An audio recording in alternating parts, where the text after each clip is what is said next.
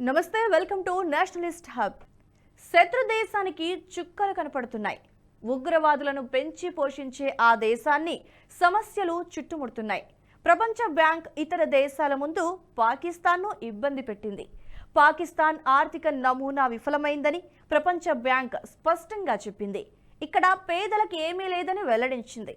అన్ని విధానాలు ధనికులకు మరింత సంపన్నులుగా మార్చడానికి రూపొందించబడ్డాయని, పాకిస్తాన్లో పేదరికం గణనీయంగా పెరిగిందని చెప్పింది. దేశాభివృద్ధిపై ప్రభావం చూపి కొద్దిమందికి మాత్రమే లబ్ధి చేకూర్చే విధానాలను పాకిస్తాన్ మార్చుకోవాల్సిన అవసరం ఉందని ప్రపంచ బ్యాంకు కంట్రీ డైరెక్టర్ నాజీ బెన్హాసిన్ ను ఉటంకిస్తూ డాన్ వార్తాపత్రిక చెప్పింది. యుఎన్డిపి మ్యాగజైన్ డెవలప్మెంట్ అడ్వకేట్ బెన్హాసిన్ పాకిస్తాన్లో మాట్లాడుతూ వాతావరణ మార్పుల వల్ల పాకిస్తాన్ తీవ్రంగా ప్రభావితమవుతోందని అన్నారు. వ్యవసాయ రంగం, విద్యుత్ రంగంలో పాకిస్తాన్ తన విధానాలను మెరుగుపరుచుకోవాలని ఆయన స్పష్టం చేశారు. వ్యవసాయంలో అనేక లోటుపాట్లు, సబ్సిడీలు, మరెన్నో లోపాలను తొలగించాల్సిన అవసరం ఉందన్నారు. తద్వారా దేశంలోని చిన్న రైతులు లాభాలు పొందగలరని, అలాగే ఎక్కువ మందిని వ్యవసాయంలోకి వచ్చేలా ప్రోత్సహించొచ్చన్నారు. ఇక పాకిస్తాన్ పేలవమైన ఆర్థిక నమూనా కారణంగా అది దాని తోటి దేశాల కంటే చాలా వెనుకబడి ఉందన్నారు. అధికారం ఉన్నవారు ప్రస్తుతం సంక్షోభం సృష్టించినా వచ్చే అవకాశాన్ని సద్వినియోగం చేసుకుంటారా, అవసరమైనది చేస్తారా అనేది ఇప్పుడు అతిపెద్ద ప్రశ్న అని బెన్హాసిన్ అన్నారు.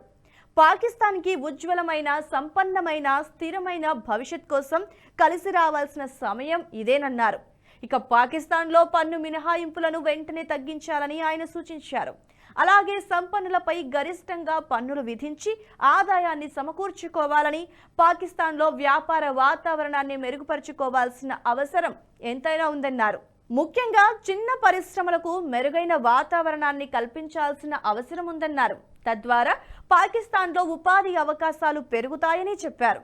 అలాగే పాకిస్తాన్లో రోజు రోజుకి పరిస్థితి చాలా దయనీయంగా మారుతోంది. ఇప్పటికే ఆర్థిక సంక్షోభంతో కొట్టుమిట్టాడుతున్న ఆ దేశం వద్ద విదేశీ మారక నిల్వలు పూర్తిగా అడుగంటిపోయాయి.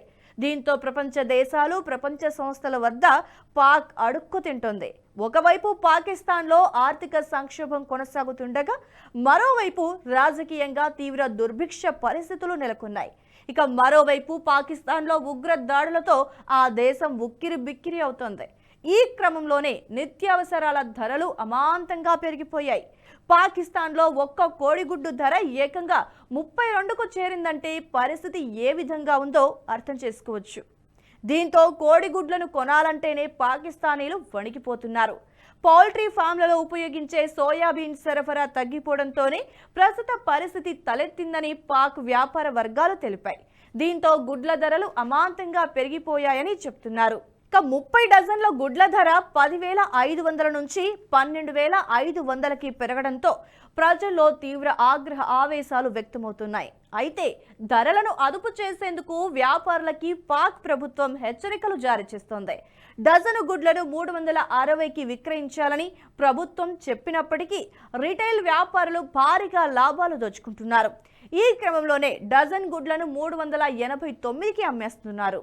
దీంతో ఒక్కో కోడిగుడ్డు ధర 32కి చేరుకుంది. అయితే పాకిస్తాన్లో ప్రధాని రాజీనామా చేయడంతో ఆపద్ధర్మ ప్రభుత్వం కొనసాగుతోంది. ఈ క్రమంలోనే సోయాబీన్స్ దిగుమతికి ప్రభుత్వం అనుమతి ఇచ్చినప్పటికీ దానికి సంబంధించిన నోటిఫికేషన్ను ఇంకా జారీ చేయలేదు.